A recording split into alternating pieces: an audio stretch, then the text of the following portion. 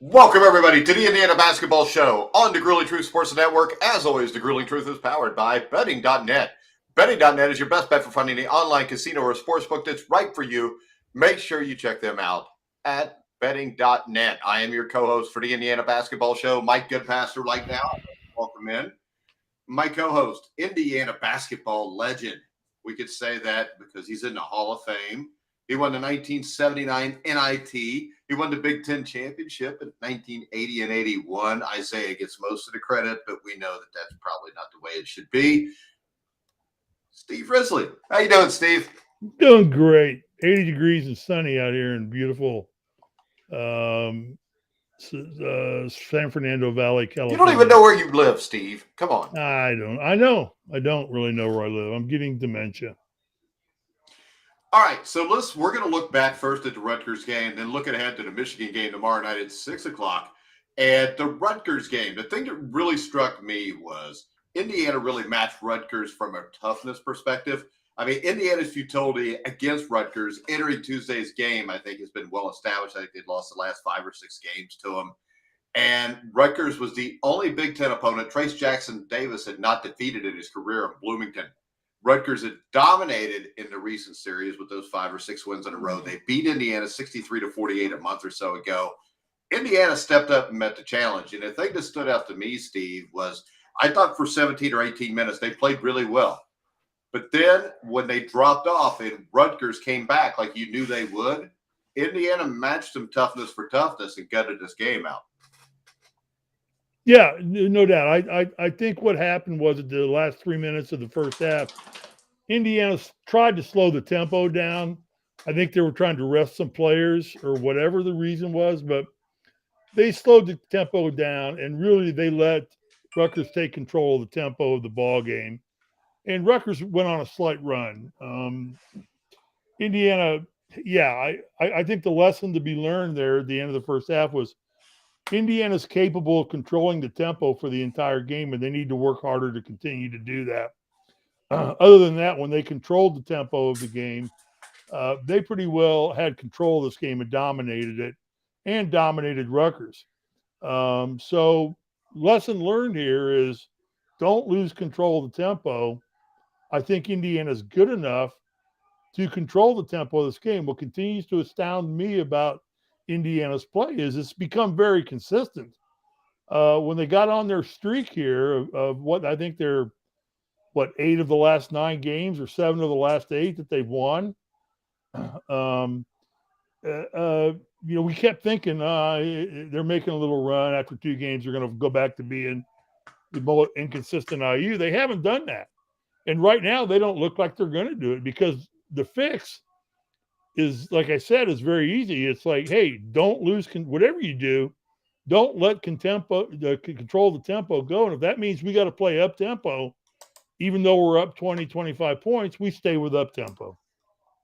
Yeah, and the other thing that struck me here, and this happened against Purdue, where Indiana shot 15 of 18 from the foul line, it really made the difference in that game. They prevailed again despite going nearly 9 minutes without a field goal in the second half. And a big reason they were able to survive such a lengthy scoring drought was the free throw line. In the second half, Indiana went 10 for 14 from the line for the game.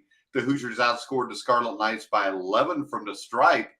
And, this Indiana team had struggled with free throw shooting for the last 2 decades, it seemed like, until the last couple games. And has really made the difference in 2 close games against really good teams. Yeah, well, that's the benefit of the up-tempo play. When you're playing up-tempo, that means you're running up and down the court, which means you're going to create more opportunity to take balls to the hole, balls and basketballs, take them both to the hole. You're going to be able to get basketballs to the hole.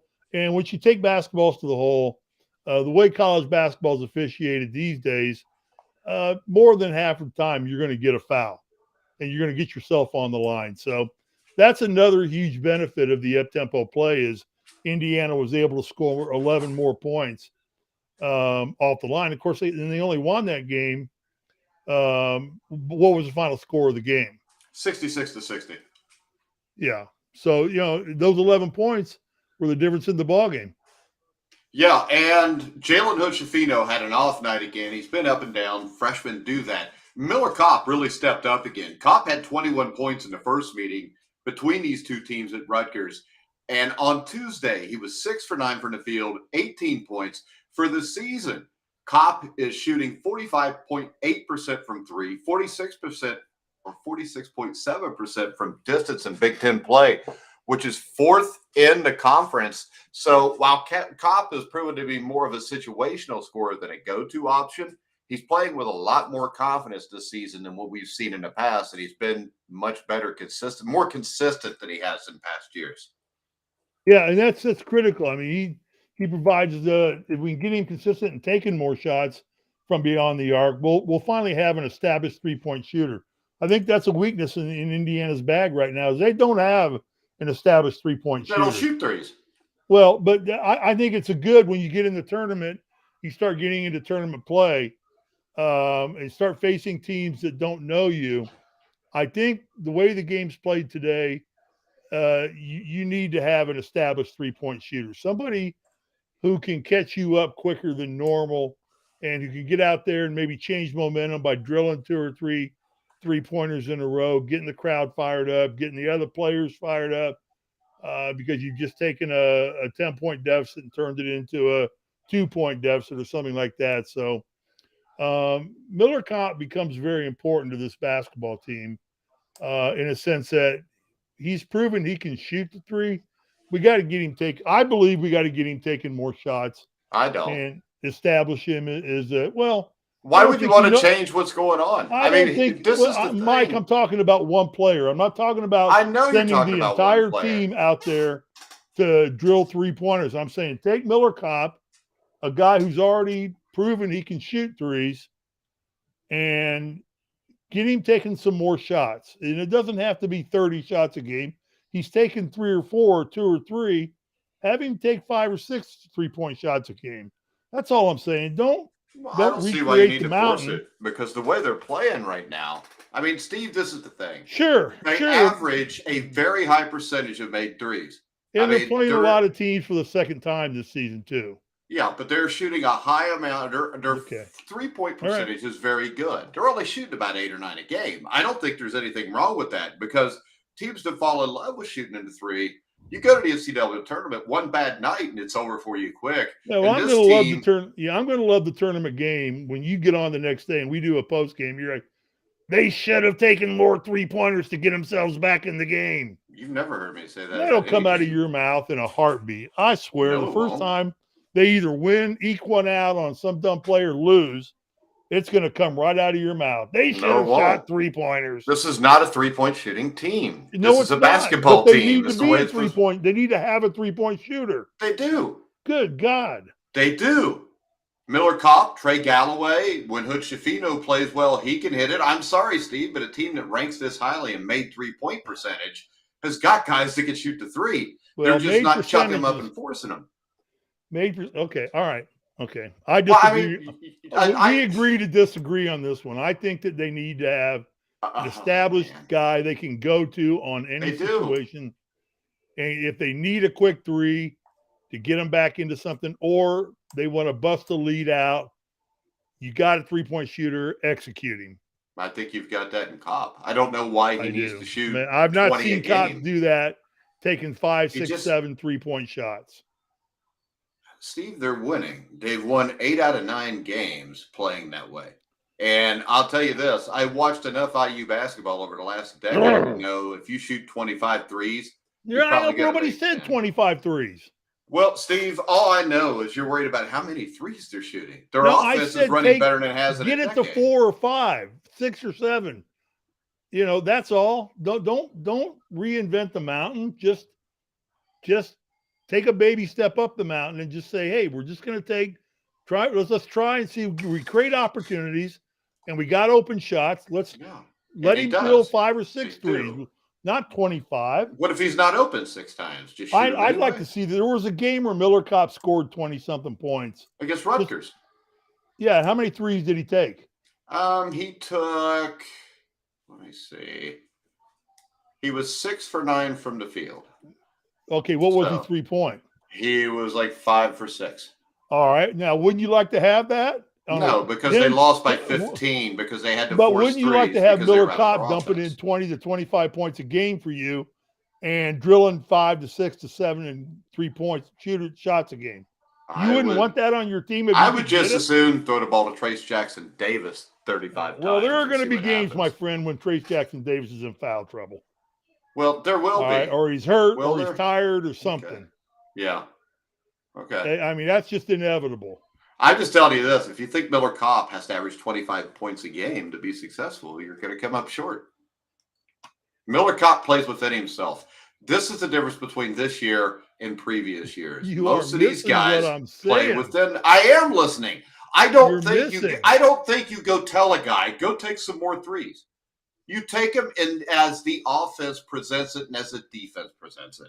I haven't seen Miller Kopp pass up any threes, so I don't know where you're getting the extra threes. He's not a guy that's going to get himself open off the dribble and shoot a three, Steve. So he does it in the flow of the offense. However many threes they shoot, I'm sure there'll be games where they play teams that don't defend the perimeter well, and this will be one of them where they're going to get more shots at three-point attempts if they want to. Okay. I would build it into my offense right now. I would practice it and practice. I'm pretty sure see how it fit, and try and see if I had the opportunity to build that segment. It's just another weapon that it would give Indiana. They've If it's got not that necessary weapon. to use it, don't use it. I assume you don't use your AK-14s or 15s or 47s every day. No, but you've got them to use if you need them. Yeah. And you've shot them before, and they're reliable, and you know what to do with them. Yeah. So I'm saying Indiana I only need him to develop shoot a three-point shooter and a three-point shot to use just like you use your AK. I'll tell you what. I mean, I don't understand Argue what that you're saying. point, my friend. What? Argue what point? My point would be this. They're one of the top shooting teams in the country. I don't know what else you want. I want something in reserve. I'm pretty sure they've got that. So you don't think if they were behind by 7 to Rutgers that Miller Kopp couldn't shoot a few more threes? It's not I'd like needed. him to have some confidence and experience in doing it. I'm pretty sure he does, since he makes them in big situations all the time. Okay. They do. All right. I mean, I just don't get it. I mean, if you look at this, the team that shot the most threes this year is Utah State. What's their record? Who did we at the end of the first half of the North Carolina game? We won the national championship. Who did we go to take the last shot? Well, the guy that was open. Who did we go to? Randy Whitman, who was the best shooter on that team? Clutch shooter. Yeah, but nobody on your team could shoot threes. Because Randy Whitman took clutch shots for us all the time. That's good for him. And so does Miller Kopp. It was no big deal for him to take that shot. And so does Miller Kopp. Why do you think it's a big deal for Miller Kopp to take a shot? I just think he should be comfortable and confident doing it and be a little more. What makes you think he's not? He's making like 40%. I don't know. Why do you go to a driving range at golf? Yeah, I hit 200 drives. I hit 200 drives with my driver. Yeah, so and I'm sure he shoots. He probably shoots 500 threes because if I take 200 drives with my driver, I know how to hook it, how to slice it, how to lay it up. I know how to blast it. I know how to I know how to do different things with the club. Yeah, because I'm practicing it. Yeah. And I'm pretty sure they practice when I get a golf match, threes. And I've got a dog leg left, and I've got to hook the damn ball. I know how to hook the ball because I've practiced it on the range. I don't know. Not a scary shot for me. What you're saying is Woodson does not practice Miller Kopp shooting threes. I don't know what he does. I don't go to his practice. I'm pretty sure he does. I'm pretty sure he does, since it's part of their offense. All right. Okay. All right. Well, let's go on. We're beating a dead horse now. I mean, I don't even know why we're beating a dead horse. But next up, Indiana will play Michigan. You've got the Big Ten standings there, Steve. Indiana's now tied in second place with about 37 teams. It seems right behind them third. You've got Northwestern at 8-5. How is Northwestern at 8-5? Well, they beat our ass at Indiana. They beat Indiana at Indiana. They killed Indiana. No, they beat them by a point, Steve. Okay, well, that's going to kill them. You got Rutgers down to 8-5. You got Michigan at 8-5. So Indiana, they're going to face a couple tough opponents here. and Illinois is 7-5. So Indiana has no easy pathway. Sure would be nice to have a 3-point shooter. And they do in Miller Kopp, and they're the 20th ranked 3-point shooting team out of the 300 and some Division I schools. And how there many are. have they shot compared to the 19 others? To the 19 others, I would How many have have to they go shot? back to that. Anyway, let's get off that. They've shot 160. How many has the 18th team shot? The number 1 team shot 250. Okay, that's a lot more. That's 100 that's- more shots. And I'm that's pretty that's sure a third more shots. It's a third more shots. Yeah. Oh, geez, Steve. Utah State. So you want them to play offense like Utah State? No, I don't want them to do anything. I want them to practice it in game situations. That's all. Anyway, let's go to the standings. There's a log jam at second place. Right now, what the strength of what this is important to is obviously is Kempong rankings or whatever they use to determine the seedings. And it's for seedings for the Big Ten tournament.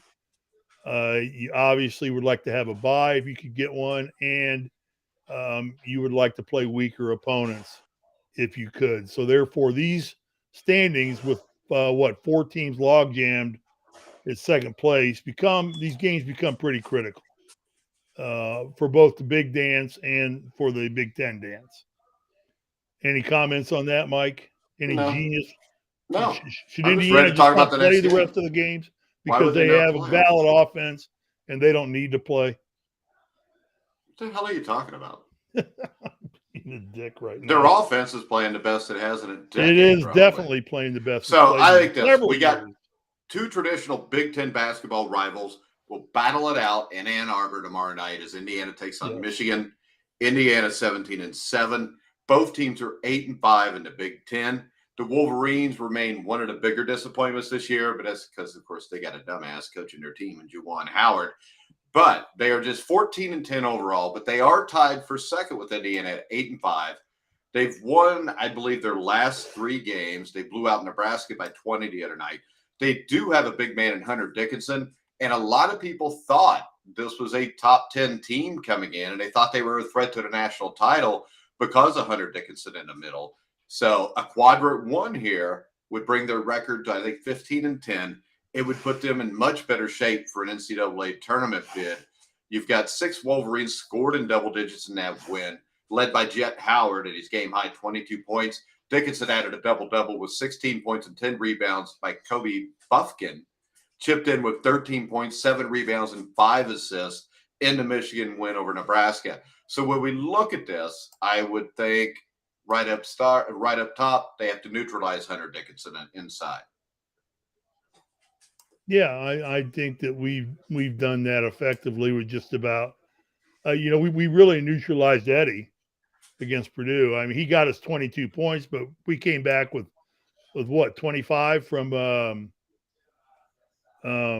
Trace Jackson Davis, or he had 19 or 25. I can't remember what he ended up having, but it was another double. So I call that a neutralization. We took him off the map, and we had enough firepower to go around that played well that we were able to beat him with the other 4 players. Although I think that the biggest reason we won that game was Trace Jackson Davis. Yeah. But by the way, Steve. Yeah.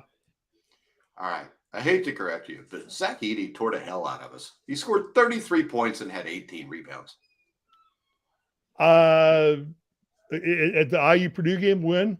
Yeah, he only played 32 minutes. He had 33 points, 18 rebounds, and 2 assists. A lot of them weren't effective points. I mean, they didn't win the game. So not effective. What the hell are you talking about? The 33 points kept them in the game. The thing it kept them in the game, but it didn't win it. Is Edey got his? They defended the perimeter Edey as good is a great as they player. have.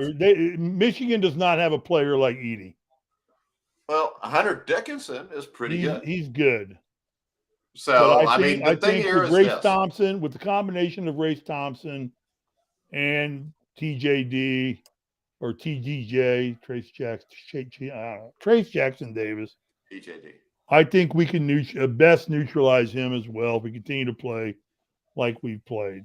I think the bigger factor going up to Chrysler is playing at Chrysler. It's another one of those hellholes you don't really want to It's play not in. Chrysler anymore either. Remember, you caught hell last year Yeah, I for caught calling it hell last year, Chrysler. but it's not. It's always going to be Chrysler to me. Just call it Michigan. It was Chrysler when I played in it, But so it's to hell not with now. They tore it everybody down. else. Everything's been torn down since you Has played. it? Chrysler Yeah. Arena was torn down?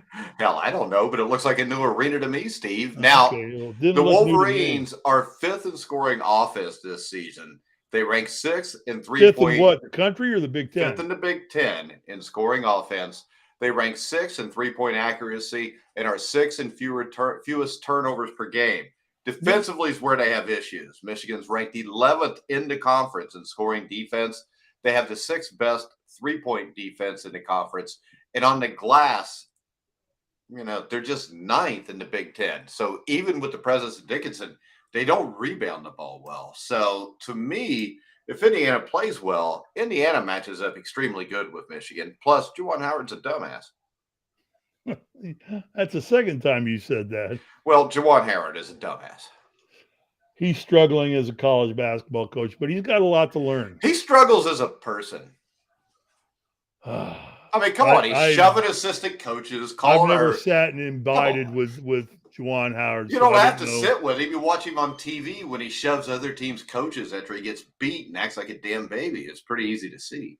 Okay. It's happened twice in the last year where he's hit opposing There's coaches. no doubt that Michigan is a valid, viable opponent for Hey, Indiana. I bet you this. He'll push on like the coach from Wisconsin, but I bet he won't try to bitch slap Mike Woodson. No, he has too much respect for Mike. No, because Mike would kick his ass. I don't think Mike would. Mike's way too big for Juwan. And anybody that you never practiced with Mike. We weren't allowed to touch Mike. Yeah, so it's because he was really good, and they didn't want your ass rolling his ankle or shoving him into something. Okay, well, we were not allowed. And in Indiana, you were known as the White Lambeer. That's okay. That's a joke. Because I know you hate. I'd be the White Lambeer. He's still coaching. He's still coaching in the WNBA. That's not really coaching. Okay. And is he really? You don't even know. You just heard that a few years ago, and you're regurgitating it because nobody watches the WNBA. No, I don't know Howard. I heard that he was. Juwan Howard should probably coach in the WNBA. That way, nobody will see how bad he is at it. Was a part owner of GM at one time. Who's dad? Juwan Howard. Lambeers. Oh, Lambeers. Okay. Well, yeah, they were rich. They were filthy rich. He was a bigwig for GM. I think Michigan's going to give Indiana all they want. I think Indiana's going to have to play extremely well like they have been. If they have a letdown, I think they're in trouble. I don't think they can afford to misfire, not keep the up-tempo of the game. What kind of tempo? I've not seen Michigan play a lot. Does Michigan like to play an up-tempo, or do they like to slow it down? I think most teams are going to read Indiana and try to slow it down on Indiana right now. Well, I mean, the thing about Michigan is there's not a lot of depth because he took a major hit. I think it was in December when Jalen Llewellyn tore his ACL in the loss to Kentucky in London, and the injury forced Doug. I don't know. His name's spelled D-U-G. McDaniel into the starting lineup. The Wolverines have been rolling with 2 freshmen and a sophomore. They're a young team. Of course, the centerpiece is Dickinson, who's 7'1", 260-pound lefty, who leads the team in scoring, rebounding, block shots. They've got junior, I think, Terrence Williams at the 4 spot. He's been underwhelming in a bigger role this year. I mean, I think a lot more was expected from him than what they're getting. I mean, he's a solid rebounder, but he's not a great shooter. You've got Jet Howard. Jet Howard is an issue. I mean, to me, Jet Howard is probably a first-round draft pick. He starts at the 3. He's one of the best offensive talents, I think, in the Big Ten. He, of course, is the coach of, the dumbass, Juwan Howard. But Jet is second on the team in scoring. I mean, I've called him dumbass more than I do Dan on the NFL show. Call him dumbass more than you called me a dumbass. Yeah. And we've been together over 7 years. Yeah. So you got McDaniel, you got Kobe Buffkin at the 2. Buffkin is the team's best backcourt defender. And I think he's probably the guy you're going to see go on Hood Schifino defensively. You got McDaniel, who's the point, who is 5'11", but that seems a little generous. He looks like he's kind of a midget. He averages almost 4 assists a game in 27 minutes. Buffkin is a former McDonald's All-American. but the bench depth is like two guys. It's Joey Baker and it's Terrace Reed Jr. Baker is a decent 3-point shooter. That's about it. Reed was a coveted recruit. He has legitimate size. He's 6'10", 260. If you get Dickinson in trouble, you'll probably see a lot more of him. But that is the rundown on what I know of Michigan. And I mean, I think if Indiana plays as well as they can, the thing that concerns me is this. Jed Howard is an NBA player. Hunter Dickinson is probably an NBA player. So you got two NBA guys there. Howard, I think, is a first-round pick. So they have, talent-wise, the guys to run with Indiana, at least with the first five. I think what happens in this game, they run with Indiana. I think Michigan may have a small lead at halftime, and then I think you'll see Indiana grind them down and slowly pull away. I think Indiana wins this game by 6 to 8 points, Steve. Yeah, I think that's a fair assessment if Indiana continues to play well. I think Indiana, and go ahead and comment on this when I get done here. Indiana, I believe, is playing at peak basketball right now. I don't know that they can play I disagree. I disagree because of this. You don't have Jordan Geronimo and you don't have Xavier Johnson. If they come in, and this is a big if they can come back in and assimilate back into this offense and defense, into this team when they're playing, I don't think this team has reached its ceiling yet. This may be crazy, but I think Indiana has the talent that if they get no more injuries and they get a healthy Johnson and Geronimo, they're 10 or 11 deep then. I think then what you've got is a team that can go far in March Madness. I like my new background. Yeah, it's beautiful. I thought nobody was allowed to touch him. You know who that is, don't you? It's Mike Woodson. And who? Huh? And who? I can't really tell because half of the dude's face is missing. All right. Who is it? I don't know. No, the poweredbybetting.net is over the face, so I can't really see the face. All I can see is his mouth. I can't guess. I get accused of being Whitman all the time. Why? He's much more attractive than you are. I know, no doubt. I think Indiana, I disagree with you in a sense that I think Indiana is playing pretty damn good basketball. Oh, I think they are too. I don't know that they can get much better. So you don't think Jordan Geronimo off the bench and Xavier when we get those guys back? Sure, Mike, but when do we get them back? The way it sounds is Geronimo, I think, will be sometime in the next week or two. There's still a chance he could play tomorrow, I think. The last time I heard he was questionable. And it looks like with Xavier Johnson, it'll be to the middle to the end of February. So those guys are going to be there tournament time. The thing is, do you get them back soon enough so they can get back in the groove, show they're healthy, and contribute? Because if they can, in a game like this Michigan game, like I said, Michigan only goes about 2 deep on the bench. You throw these other two guys with Indiana, what we've seen guys step up in their absence. You got 10 or 11 guys that are capable of playing. Who's the cheerleader next to the Indiana player? I can't tell. Is that Isaiah and a cheerleader? No, it's me. Oh, okay. That's creepy as hell. Quit looking like that. Take you off the screen real quick, just for a second. Okay. Do I have to come back? Yeah. There you go. Now that's a picture. What is that? Mike Woodson Indiana and his cheerleader girlfriend right there. Yes, it is. Mike Woodson. Mike Woodson and I combined for 2,500 career points. Yeah, but he had 2,498 of them, Steve. We're not counting apples and beans. And you and Isaiah combined for 26 in a national championship game. My biggest concern right now is if Indiana has a fall off. They've got some critical basketball games they're playing up here for the rest of the season. Every game becomes deadly important for them for seeding purposes, both in the Big Ten and in the tournament. You know the good thing, Steve? Yeah. Unlike previous years, when you look at it, there's no game you look at and think, we're going to lose that one. No, you're exactly right. The only game that concerns me, I think, would be a absolute bonus if it would be at Purdue. And only just because I've played there 4 years. I know how hard it is to win at Mackey Arena. And Purdue is a very good basketball team, and they're going to want to avenge it. Other than that, I think we can handle every other game. If we play like we've been playing the last 7 games, and I still think we can beat Purdue. Oh, I do too. Yeah, I mean, think we can, but yeah. that's a game. That's the one game that won't surprise me if we don't. See, and I think Every other this, game would surprise me. when you talk about Edie, the thing about Purdue is you can kind of let Edie do whatever he wants, score all the points he That's what I said wants. about the other game. If you shut the other guys down, you'll win the game.